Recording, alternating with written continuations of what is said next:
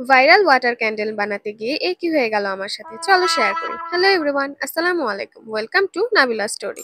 Water candle বানানোর জন্য আমি কিছু পুরাতন মোম নিয়েছি এবং তারপর গ্লিটার এবং কিছু পাথর এবং ঝিনুক নিয়েছি, সাথে কিছু পার্লও নিয়েছিলাম। আমি এই প্লাস্টিকের কৌটাটিতে ক্যান্ডেল বসাবো, তাই প্রথমে এটার মধ্যে পানি দিয়ে নিয়েছি। তোমরা অনেকেই হয়তো এই ক্যান্ডেল বানানোর প্রসেসটি দেখেছো। এখন আমি পানির মধ্যে যে ছোট ছোট বিটস বা পার্লগুলো ছিল এবং পাথরগুলো দিয়ে নিচ্ছি। তারপর এর মধ্যে গ্লিটারও মিক্স করব। আমি প্রথমে ব্লু কালারের একটি গ্লিটার দিয়ে নিয়েছি এবং তারপরে হোয়াইট টাইপের যে গ্লিটারটি ছিল সেটিও অ্যাড করছি। এখন এগুলোকে ভালোভাবে মিক্স করে নিতে হবে।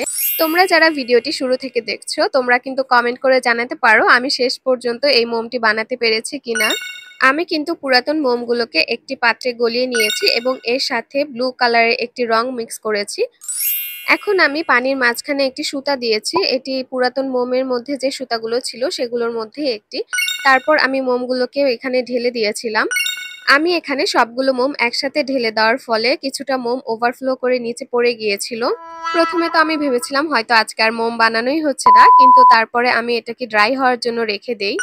কৌটার চার সাইডে যে বাড়তি মোমগুলো লেগেছিল আমি সেগুলোকে পরিষ্কার করি এবং আমি যেহেতু প্লাস্টিকের একটি কৌটায় মোমটি বসিয়েছিলাম তাই সাইড দিয়ে একটু বাঁকা হয়ে গিয়েছিল। কাচের কোনো পাত্রে করলে হয়তো এরকম হতো না। তারপরও ফাইনাল লুকটি আমার কাছে মোটামুটি ভালোই লেগেছে। তোমাদের কাছে কেমন লাগছে আমাকে কিন্তু কমেন্ট করে জানাতে পারো। চলো এখন দেখে নিই রাত্রে মোমটি জ্বালানোর পর কেমন লাগছে।